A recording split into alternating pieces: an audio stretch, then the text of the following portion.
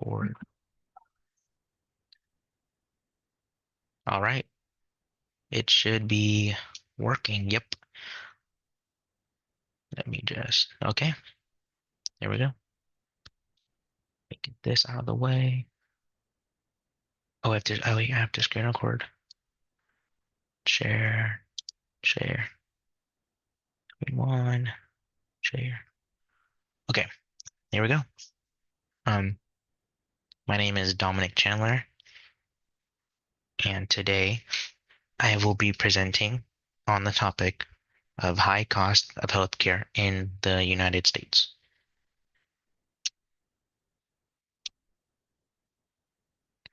Why I chose this topic? I do have a personal interest in the topic. I am currently in the healthcare workforce. I am a CNA. If you don't know what that means, it means I'm a certified nurse assistant, but I'm assuming you know what that means, but I still have to clarify just in case. But I work at convalescent and rehab center. So mostly it is the elderly population that work there. And it is very sad to see where these patients come in and they're here for, a short amount of time. That's all that their insurance covers, even though it's only obvious that they do need more treatment, they do need more rehab. They're not fit to go home, but they're forced to go to other places. They're forced to either go home, the rehab center that covers them. Maybe they have to sell their house, sell their car, sell stuff that's valuable to them, to pay out of pocket to live there because the insurance stopped covering them. And it is really sad because, it's these elderly people that have lived in their house forever, for ages, and they have to sell it because they're not in good health. They can't get the treatment that they need because of the high cost. And in addition to that, I also have a personal belief that every human being deserves to be in good health. Like it's your right as a human, as a living thing to, be healthy. So I feel like that's definitely important to advocate for, especially in these times where healthcare is a very, very prevalent topic in society. So being able to advocate for health is definitely a very personal belief for me because I feel like it doesn't only affect me, but it affects everyone else. Everyone deserves to be in good health. And, you know, if you have a healthy population, you have a more productive population, you're able to focus on other things other than health if everyone was healthy. Like you can focus on societal issues, economic issues, world issues. So maybe in my perfect utopia, everyone would be healthy. But anyways, we can't talk about the high cost of healthcare in America without talking about the Iron Triangle. So, what is the Iron Triangle and why is it important? So basically, the Iron Triangle is a way to look at healthcare through a different perspective. So let's say healthcare was in the middle of this triangle, right? Both cost, quality, and access all affect healthcare in different ways, but they're also equally. So the way to look at this triangle would be kind of in like a three-way tug of war, where each point of the triangle, via that being quality, cost, and access, has an effect on each other, right? So an example would be, let's say you want a higher quality healthcare system, right? So in order to gain a higher quality healthcare system, you have to increase the cost, and by increasing the cost of the healthcare system, you would be decreasing the access because not a lot of people have a lot of money to pay for the high quality healthcare, right? So all of these points affect each other. by pulling on quality to make it better, you're also increasing costs and decreasing the access. That happens to all the other points as well. You know, let's say you um, increase funding, it affects both, the quality, or let's say you decrease funding, right? Quality would be lowered, right? Because you can't pay a premium for a premium product, so quality would be lowered. But access to the cost, I mean, the access to the healthcare would increase since more people can afford it. So there kind of has to be some sort of um, equilibrium between the three to form, an effective healthcare, right? So it's important because, of course, we're on the topic of cost, and like I said, both quality and access have the the equal effect to each other. So that's why it's important to talk about it because they're all equal in their own same way in when dealing with healthcare. But what exactly are the effects that cost? I mean, that what are the effects that impact the cost of healthcare? One of them is being the healthcare system structure. So currently, we have a fee for service system. What does that mean? In simpler terms, this means that every service that you receive, you have to pay for, every individual one. So, an example that we see well, I see all the time in my personal experience is that a lot of people get knee surgery done, right? So when you get knee surgery done, you pay for the surgery, right? But sometimes, well, probably most of the time, that you need, rehab. Maybe you need a wheelchair, maybe you need a walker, maybe you need to pay for, if you can't walk anymore, you can't go to the bathroom by yourself. You might need to hire an in-person aide, someone there to help you. Maybe need to buy briefs, you know, maybe need to be admitted to a facility. All these things, all these services you have to pay for. It's not just you paying for surgery. You have to pay for, everything else, and not you may be paying for insurance, right? Thinking that, hey, my insurance going to cover it, and then you get there, guess what? Your insurance doesn't cover it. You may have to pay out of pocket for every everything, or you may have to pay out of pocket for some services that come with your surgery, but there's no like universal. I pay for I pay for my surgery. I get all this with it. It's all every little thing you have to pay for. And an example would be like with Medicare or Medi-Cal, they won't cover you for like wheelchairs. They won't cover you for walkers. You have to buy it. Or they won't sometimes they do, but sometimes they won't cover you for a like a scooter or something. You have to pay for it, and those can be expensive. And especially if you can't walk, you need to be mobile. Doesn't work. And another, including the fee for service, is specialized treatment. So if you have a unique, a unique injury, or maybe you have a rare disease, or something that's just not common, they need specialized treatment for, you have to pay a premium for that specialized treatment because it's not rare, so they're able to control that form of cost, which is going to be high because they don't get it all the time, right? And they're able to control the economy that way, or the healthcare economy, because you may need to pay a specific insurance, maybe you need to pay insurance premium, whatever the case may be, it's still going to be really expensive because it's specialized, and specialists are able to say what they need to be paid for. An example of this is actually with health failure, heart failure. With heart failure, um, not not a lot of insurance covers the treatment for it.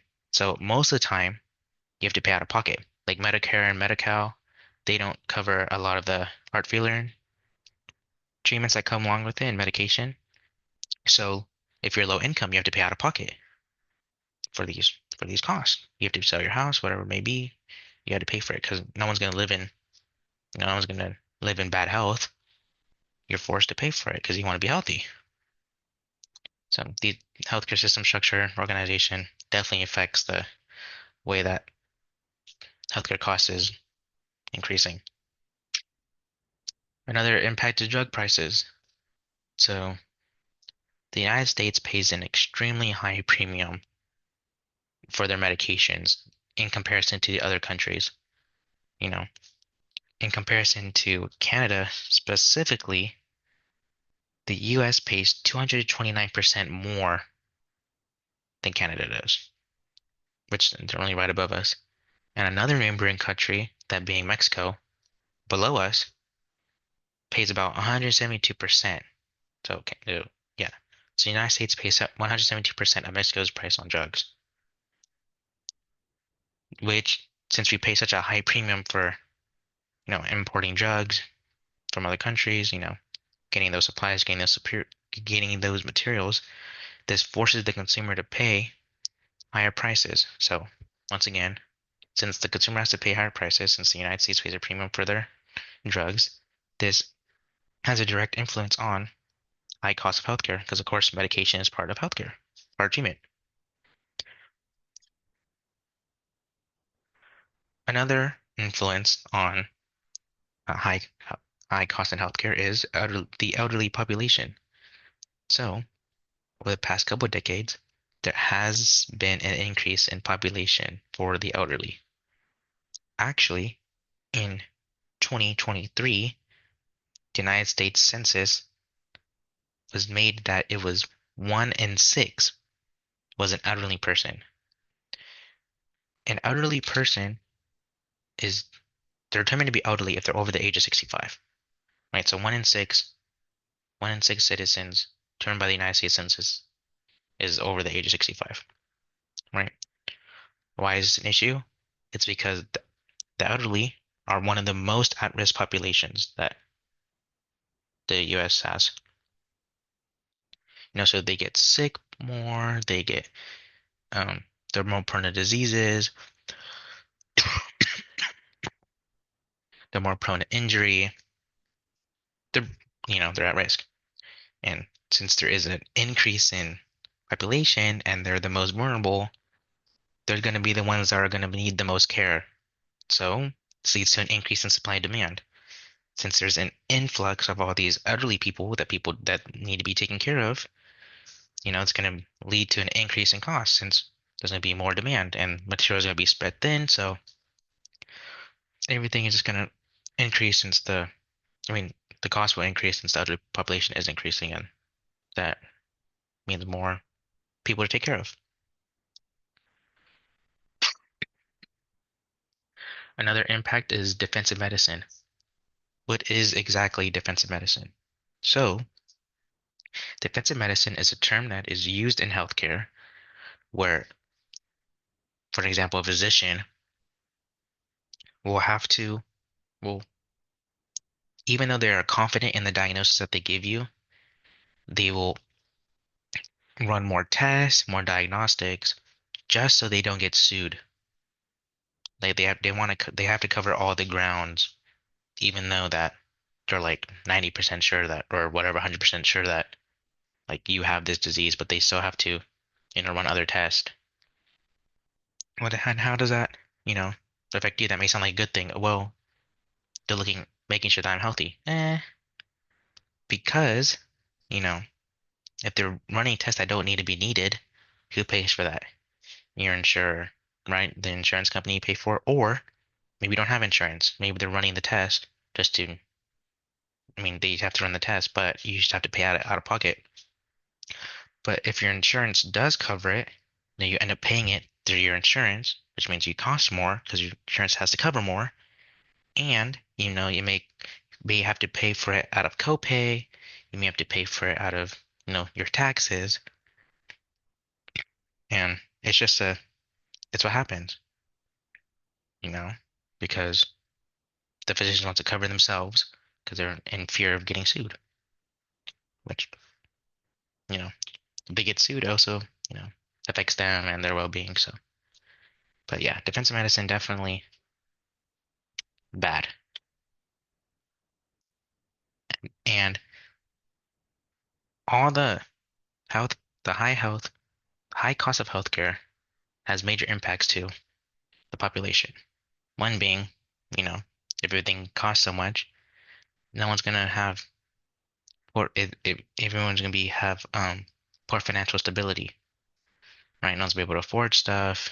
Everyone's gonna be kind of poor, especially for low income that already can't afford it. They're already in, you know, trying to survive, paying for a house, paying for their cars, trying to get to work, maybe education, and they can't do it because are in bad health and they can't afford their health care.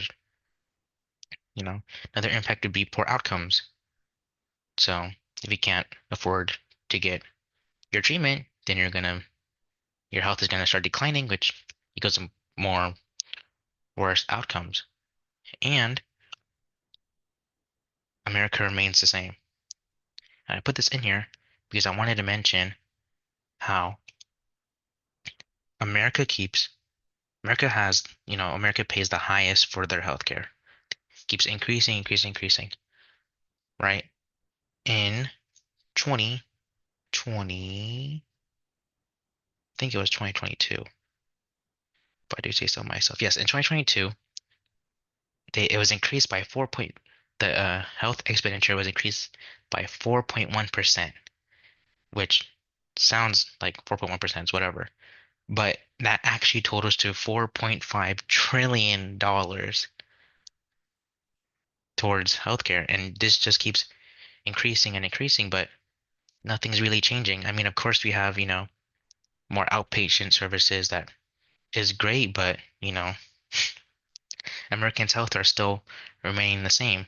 Nothing's really, American health outcomes aren't really getting better. People are still in poor health, people are still uninsured. A lot of people don't have, medical insurance and they still can't afford healthcare because the cost keeps increasing. What are you going to do? So, in conclusion, we have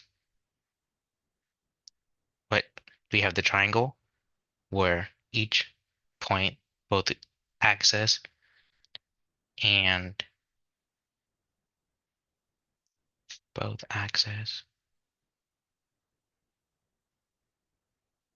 and we can go back. Both access and quality affect the cost, and vice versa, they all affect each other. Affects the healthcare system structure, affects affects the cost of healthcare because of the way it's structured, fee for service, specialized treatment, and insurance coverage. Drug prices, the United States pays for a premium, forces the consumer to pay for the same premium. Elderly population, influx of the elderly, you know, more people to take care of, more demand. Defensive medicine, legal activity that, you know, makes the consumer pay more, makes insurance pay more. And then the impacts affects education, affects financial ability, poor health, poor outcomes. Nothing's being changed. So thank you very much. Hope you enjoyed my presentation. Thank you.